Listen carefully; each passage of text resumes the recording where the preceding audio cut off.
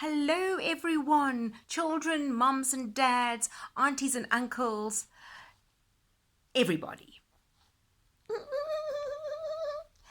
Absolutely everybody. Yay, yippity skippity. And where exactly were we? I'm not sure where we were. That's like a tongue twister. Anyway, let's have a look. Oh, I remember. They were going to put the princess through the ultimate princess authenticity test because they weren't too sure if she really was a princess. Do you remember? Mm-hmm. There's a picture. I don't know if we showed the picture last week. Remember that the Queen and her son went to the library and they were whispering in the library and discussing the matter at hand.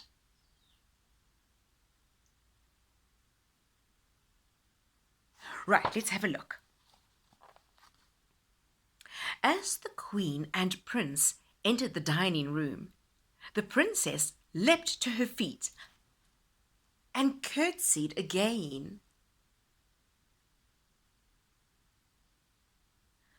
"Oh, you are hot!" exclaimed the prince, forgetting himself. "What did you say?" asked the princess, not quite sure that she had heard correctly. The queen shoved her son in the ribs. "My son just said you must eat a lot," explained the queen. "I don't think I will," said the princess, eyeing the limp pilchards. "I have to keep in shape, you know." "Of course," tittered the queen. "We girls can't afford to overindulge." Remember, they had all these pilchards and crusty bread.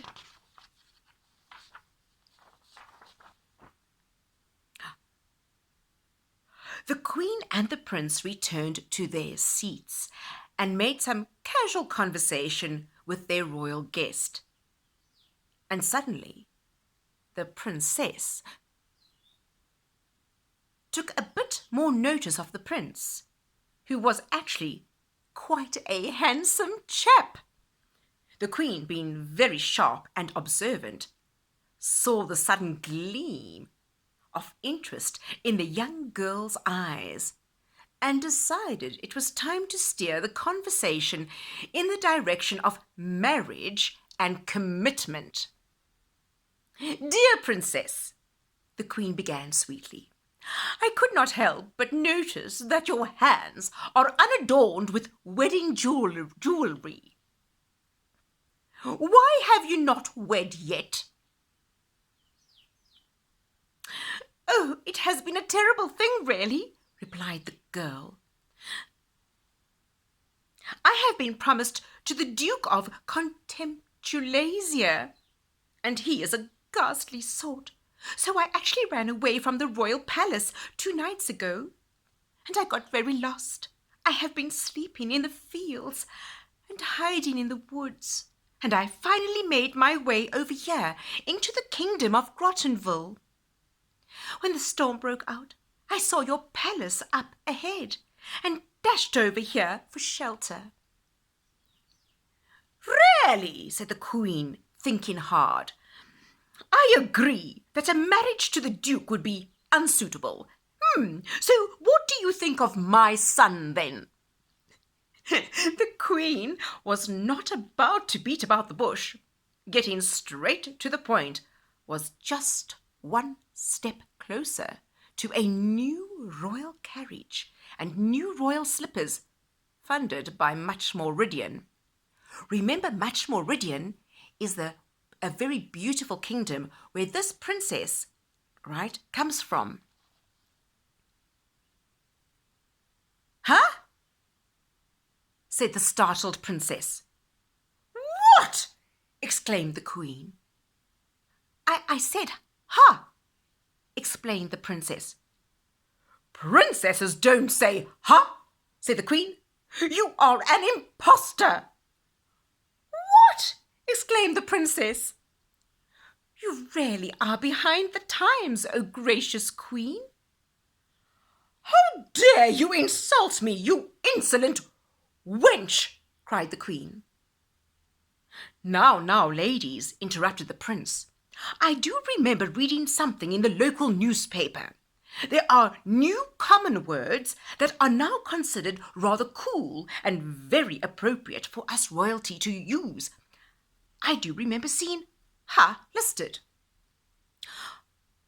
Thank you for coming to my defense, said the princess, batting her long luscious eyelashes at the prince. Let's turn the page. And the prince, well, he immediately went all weak in the knees. This girl had better be the real deal, he thought. He wanted to stand on the dining room table and declare his love for her. Will you marry me? He blurted out and then blushed profusely. Now hold it, dear, said his mother. The Queen then pulled herself up into a very regal posture and folded her hands formally on the plastic tablecloth. Now, dear Clarabella, how do you feel about the question my son just proposed to you?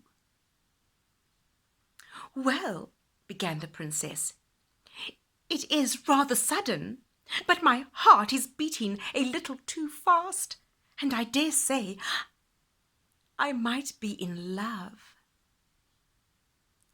Oh, darling, cried the prince. He leapt up and rushed over to the girl. Come back, Patton. Wait! The Queen's voice was sharp and stopped her son immediately in his tracks. Just come and sit right here, my boy. Now, my dear princess, said the Queen, addressing the girl in a serious tone, we here at Grottenville Palace have a special test.